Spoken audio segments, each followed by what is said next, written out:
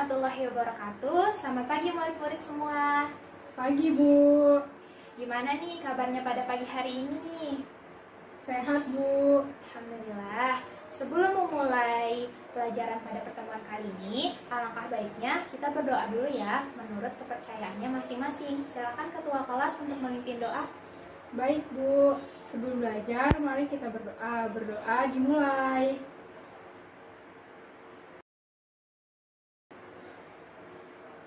Berdoa selesai.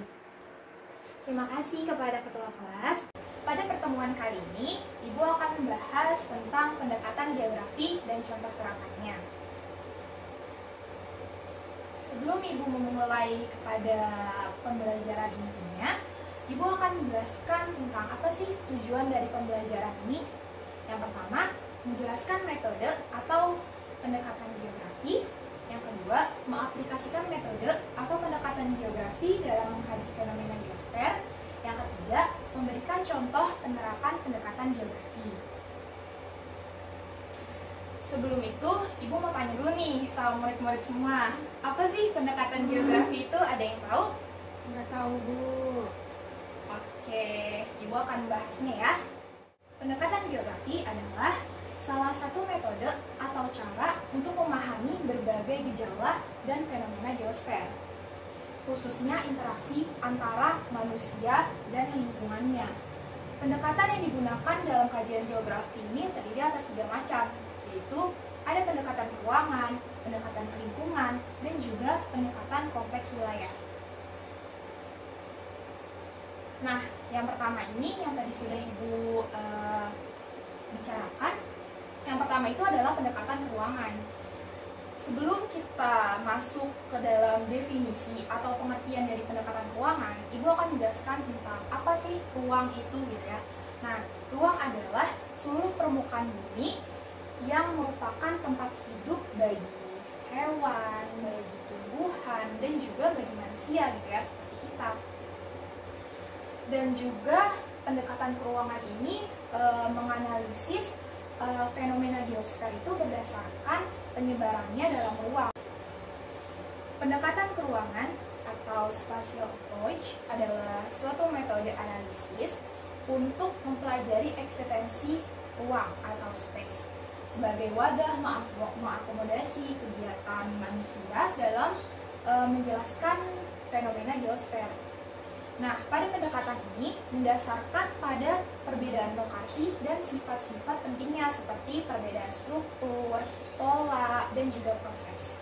Analisis keruangan merupakan pendekatan yang khas dalam geografi sebab mempelajari tentang keanekaragaman ruang muka bumi dengan membahas masing-masing dari aspek-aspek ruangannya.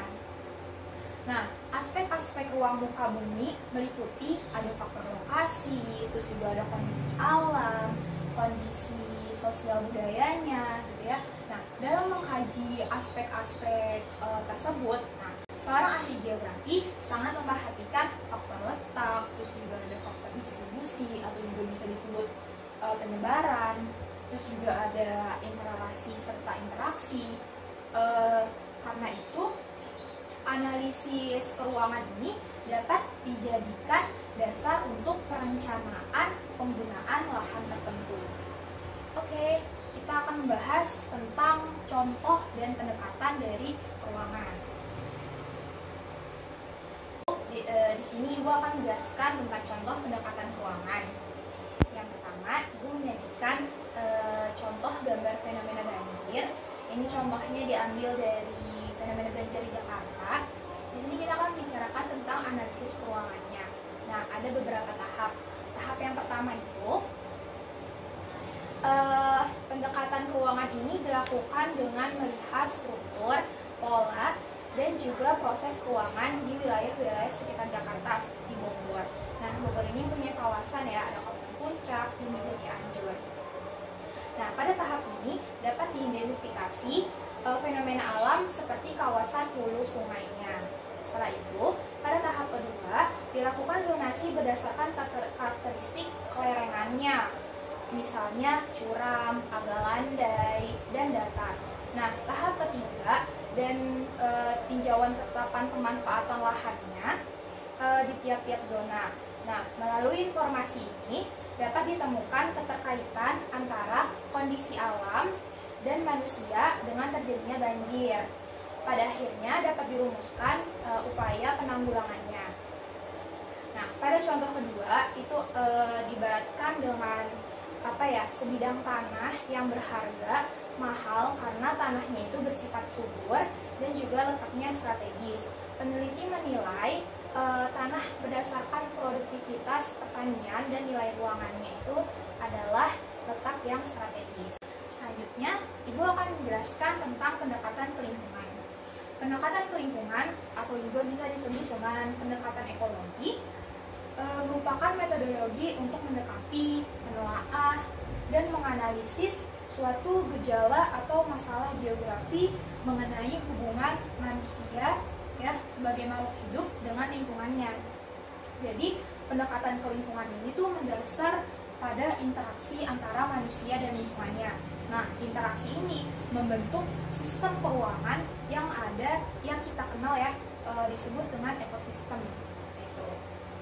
Nah, pendekatan ini tidak hanya mendasar pada interaksi organisme dengan lingkungannya, tetapi juga dikaitkan dengan fenomena yang ada dan juga perilaku dari manusia. Karena pada dasarnya lingkungan geografi ini mempunyai dua sisi. Yang pertama itu ada perilaku dan yang kedua adalah fenomena lingkungan. Tadi kita menyinggung tentang ekosistem. Nah, ekosistem sendiri ini memiliki dua komponen yaitu abiotik dan abiotik. Kalau biotik pasti kalian udah pada tahu kan? Nah, seperti tumbuhan, hewan, dan juga manusia.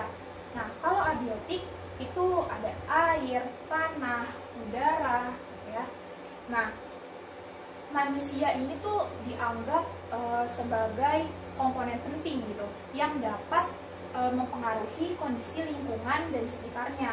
Sehingga ilmu geografi ini tuh melalui cara pandangnya atau pendekatannya dapat mengkaji masalah atau fenomena dari geosfer. Itu menjelaskan tentang pendekatan kompleks wilayah. Nah, pendekatan kompleks wilayah atau kewilayahan adalah kombinasi antara analisis keuangan dengan analisis ekologi atau lingkungan.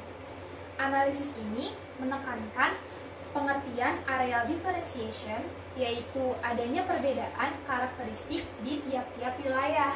Perbedaan ini mendorong suatu wilayah dapat berinteraksi dengan wilayah lain. Kompleks wilayah atau kewilayahan ini terdapat permasalahan gitu yang terjadi di suatu wilayah yang tidak hanya melibatkan satu wilayah gitu, tetapi melibatkan wilayah-wilayah lainnya.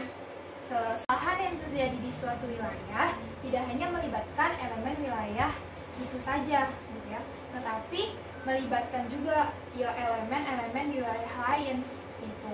Nah, sehingga keterkaitan antar wilayah tidak dapat dihindarkan. Selain itu, setiap masalah tidak hanya disebabkan oleh faktor tunggal saja, tetapi determinannya itu bersifat kompleks. Oleh karena itu, ada kebutuhan untuk memberikan analisis kompleks untuk memecahkan permasalahan secara lebih luas dan kompleks.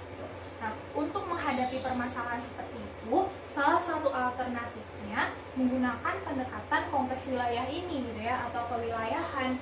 Pendekatan ini merupakan kombinasi antara pendekatan keruangan dengan pendekatan ekologi atau lingkungan. Dari kompleks wilayah atau kewilayahan. Nah, bisa kita lihat di gambar ini yang Ibu sajikan, itu adalah gambar perancangan, contoh perancangan permukiman gitu, di suatu wilayah atau daerah.